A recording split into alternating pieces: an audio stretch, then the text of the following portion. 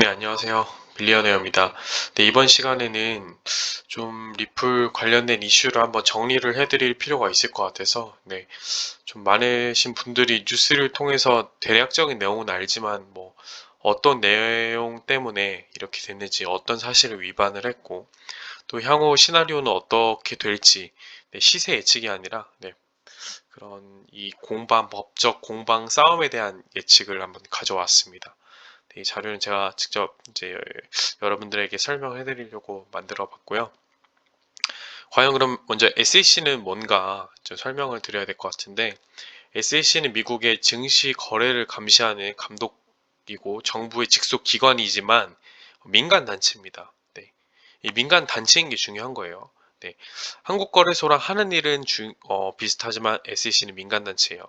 어, 예를 들면은 한국에서는 그 은행 중앙은행의 역할 한국은행에서 이제 하죠. 하지만 미국은 FRB. 그 FRB도 사실 민간 단체입니다. 민간 그 JP 모건 등으로 이루어진 그런 증권사들로 이루어진 민간 은행 연합 금융회사들의 연합체예요. 미국은 참 이렇게 정부의 직속 기관이긴 하지만 민간 단체인 곳들이 있습니다.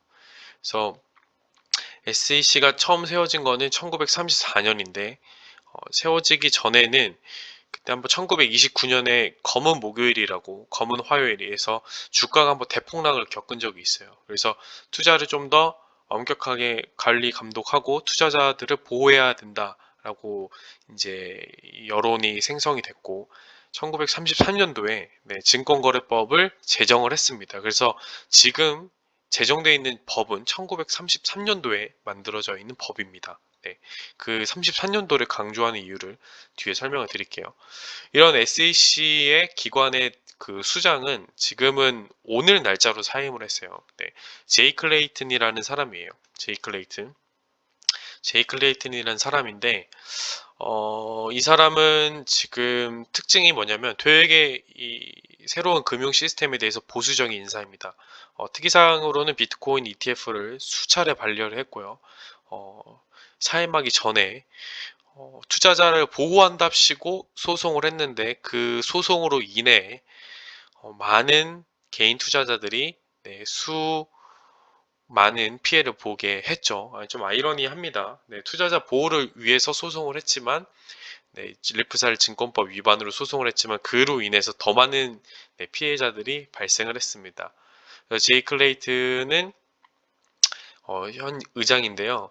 보시면은 오늘자 날짜로 제가 설명을 아까 말씀드린 것처럼 트럼프한테 사임에 대한 이야기를 했습니다. 그렇다면 이 SEC에서 고소한 내용이 뭔가, 증권이냐, 화폐냐, 이제 이 얘기인데, 이제 크게 토큰을 두 가지로 나누면 시큐리티 토큰이 있고 유틸리티 토큰이 있습니다. 토큰. 잘못 제가 코인으로 썼네요. 토큰이 있는데, 시큐리티 토큰은 기능보다는 발행 주체의 증권의 형태로 이익을 공유합니다. 마치 어, 그 삼성 주식을 사면은 삼성이 잘 되면 그 이익을 공유받죠. 그런 개념이고 IPO의 개념이죠. 그래서 돈을 모을 때는 IPO라는 걸 합니다. 마치 코인베이스가 지금 IPO를 준비를 하는 것처럼 IPO를 준비해서 증시에 상장되면 그 주식을 사는 겁니다. 근데 지금 유틸리티 토큰이라는 거는 대부분의 지금 암호화폐가 유틸리티 토큰인데 비트코인이나 이더리움이 유틸리티 토큰이다라고 SEC에서는 말했습니다. 그래서 이런 유틸리티 토큰의 그 이용점은 뭐냐면 이익을 공유하는 게 아니라 이 안에 있는 서비스들을 이용하는 겁니다. 송금을 할 수 있고 또 안에 이더리움처럼 안에 뎁 서비스를 이용해서 스마트 컨트랙트를 이용한다던가 이런 것들은 ICO를 진행을 하죠. ICO를 진행을 해서 우리는 이런 사업을 할 테니까 여기다 투자를 해줘. 약간 이런 느낌인 겁니다. 그래서 리플은 어, SEC가 봤을 때 너네는 시큐리티 토큰이다 라고 얘기를 하고 있는 거예요. 그 이유가 너네가 마치 그 주식을 갖고 있는 그 주주사처럼 엄청나게 CEO들이 리플을 판매를 해서 막대한 이익을 수탈하고 투자자들을 보호 조치를 하지 않았다라는 내용인 거예요. 그래서 소송 문건을 자세히 이제 요약을 한 글이에요. 그래서 13억 달러, 약 1조 5천억의 가치를 XRP가 8년에 거쳐서 판매를 했는데 2주 7억 달러의 상당의 XRP가 개인 투자자에게, 6억 달러가 기관 투자자들에게 판매가 됐습니다. 그래서 리플 전 CEO 크리스 크리스 라슨과 현 CEO 브래드 갈링하우스는 본인들의 소유 XRP를 판매를 통해 약 6억 달러, 6,700억의 개인적인 수익을 거뒀다라는 내용입니다. 네. 참 사실 어떻게 보면 리플 사도 잘못한 점이 많아요. 네. 이렇게 개인 이득을 취해서 투자자들의 보호 조치를 하지 않은 점은 확실히 위반 사항이 맞아요. 하지만 그 리플사에서 얘기하는 거는 이 판매를 통해서 이 토큰의 분산화를 통해 유동성을 공급을 해야 된다라는 이유로 계속해서 판매를 했고, 네, 리플사의 운영에 대한 이유로 이렇게 계속해서 판매를 이뤘던 거거든요. 그래서 사실 이런 리플은 사실 초기 포지션이 애매하긴 합니다. IPO인가 ICO인가 되게 애매하긴 해요. 그래서 실제로 코인베이스 등 암호화폐 이제 암호화폐를, 네, 거래소 등 그 사업을 하고 있는 그 주체 모임이 따로 투자자 기관들이 있습니다. 이제 연합회들이 있는데 거기서도 사실 이게 리플이 증권인지, 네, 유틸리티 토큰인지 시큐리티 토큰인지 애매하다라고 얘기를 하고 있어요. 그 이유는 현행 법에 따르면 애매하다라는 말입니다. 근데 그 현행 법은 제가 어떻게 말씀드렸죠? 1933년도에 제정된 법이에요. 그래서 약간 애매하다, 네, 라는 이유입니다. 왜냐하면 저희는 지금 2020년도에 살고 있고, 네, 기술이 날로 진보하기 때문에, 네, IPO인지 ICO인지 정말 그 중간에 서 있을 수도 있는 거예요. 네, 그래서 이거는 좀 판별하기 애매하다라는 부분이 실제로 있습니다. 그래서 비슷한 사례로는 이오스랑 킥이 있는데요. 이 둘은, 네, 민간단체이기 때문에, 네, 소송을 통해서 이 둘은 이제 벌금을 내는 걸로 마무리했어요. 이제 이오스에서 이제 ICO를 진행할 때 ERC 토큰 20에서 ICO를 진행할 때, 네, 불법적인 내용이 있었다 해서 SEC에서 고소를 했고, 킥도 마찬가지입니다. 그래서 벌금으로 마무리해서 끝났습니다. 그래서 끝났는데 그럼 향후 어떻게 되느냐?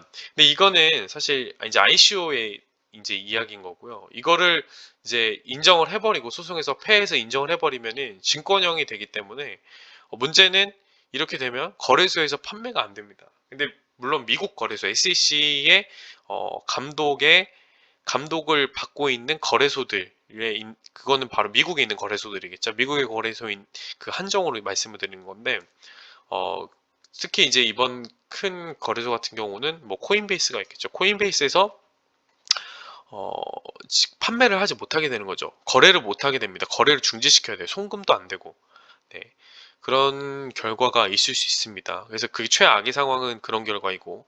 근데 문제는 지금 코인보이스가 IPO를 준비하고 있어요. 그래서 IPO를 준비하고 있는 상황에서 SEC의 말을 거절할 수 있을 것인가? 네, 그냥 무시를 하고 계속해서 리플을, 네, 거래를 하게끔 냅둘 것인가? 그것도 한번 저희는 생각을 해봐야 돼요. 그래서 지금 리플은 사실 조금 주의 깊게 지켜봐야 되고 됩니다. 근데 주의 깊게 지켜봐야 되고, 하지만 지금 그래도 긍정적인 내용을 설명을 드리자면, 네, 오늘 제이 클레이튼이 이제 사임을 발표하면서 또 이제 SEC에서 발표를 했는데 암호화폐 디지털 다산 커스터디 관련 규제 의견을 발표를 했어요. 보관 서비스 있어서는 지금 디지털 자산 및 증권 커스터디 서비스 제공에 대한 의견서를 발표했는데 어, 규정을 준수하는 전제하에, 그러니까 크게 너네가 SEC의 규정을 준수한다면은 한 5년 동안 너네 이렇게 크게 건들지 않을게라는 내용의 지금 규제 의견을 발표를 했어요. 물론 이게 거래소에 상장돼서 거래를 하는 것과 이 보관의 이 서비스는 개념이 조금 틀리긴 하지만 그래도 밀접한 관련이 있습니다. 밀접한 관련이 있고 지금 이렇게 의견서를 냈기 때문에 향후 지금 SEC에서 뭐 리플사한테 또는 리플을 제외하고 나머지 많은 암호화폐들도 리플이 이렇게 판별을 받게 되면 영향을 받습니다.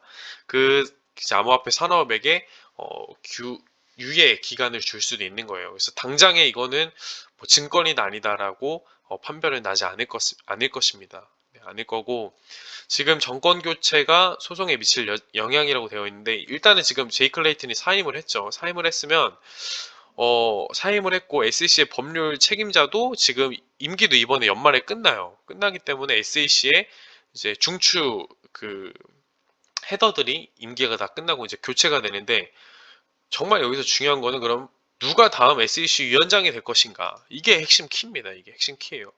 누가 될 것인가라는 이제 이게 열쇠입니다. 네, 친 암호화폐 성향의 사람이 된다면, 네, 이것도 리플 소송건도 네, 순조롭게 끝날 것이고, 제이 클레인트처럼 보수적인 사람이 임명이 되면 네, 더 힘든 싸움이 될 것이죠. 근데 이제 좀 긍정적인 이제 이야기는, 네, 다음 SEC 위원장으로 지명되는 게 헤스터 피어슨입니다. 이 사람은 그 공화당 의원인데 특징이 별명이 크립토맘이에요. 정말로 친암호화폐 추종자입니다. 네. 근데 연설 가운데에서도 암호화폐는 비트코인이 가치 저장 수단을 갖고 있고, 네, 암호화폐는 앞으로 우리가 피할 수 없이 받아들여야 하는 새로운 금융 산업의 혁명이다. 네, 이렇게 얘기를 하고 있어요. 이 사람이 이제 SEC 차기 위원장으로 선임이 될 확률이 높다고 나와 있습니다. 높다고 나와 있고, 이 사람이 이제 들어온다면, 이 사람은 비트코인 ETF에 되게 긍정적인 사람이에요. 비트코인 향후 ETF도 승인 가능성이 있어요. 있고, 승인 가능이 된다면 기관 투자자들도 대거 유입이 될 거예요. 그래서 지금 바이든 대통령의 정권 유임은 또 내년 1월 20일에 시작이 돼요. 물론 그 전에 이제 SEC 위원장이 선임이 될 것인데, 지금 바이든 행정부는 그래도 그 임명되는 사람들을 보면은 암호화폐에 그렇게 적대적인 사람들은 없어요. 그래서 앞으로 SEC 위원장이 누가 선임이 될지 또에 따라서 앞으로 이 소송의 이 결과도 많이 달라질 것 같은데, 그래도 지금 나타나고 있는 이런 뉴스들이나 향후 행보들이 좀 그래도 긍정적이지 않을까 싶습니다. 그래서 리플 지금 홀딩하고 계신 분들 되게 마음 졸이고 힘들어하고 계실 것 같아요. 힘들어하고 계실 것 같아서 제가 할 수 있는 거는 이렇게 여러분들을 위해서 정보를 많이 찾고, 네, 이제 전달해드리는 거라고 생각을 합니다. 해드리는 거라고 생각을 하고,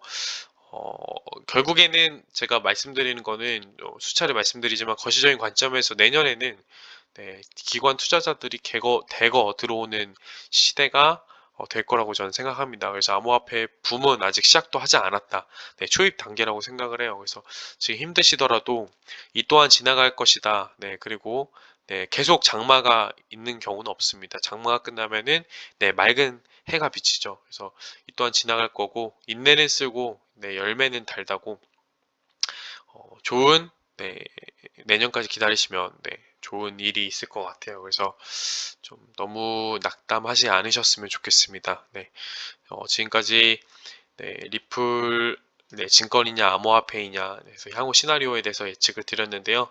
네, 영상 내용이 좋으셨다면 네, 구독 부탁드리고 네, 좋아요랑 알림 설정까지 네, 부탁드리겠습니다. 네, 지금까지 빌리어네어였습니다. 네, 감사합니다.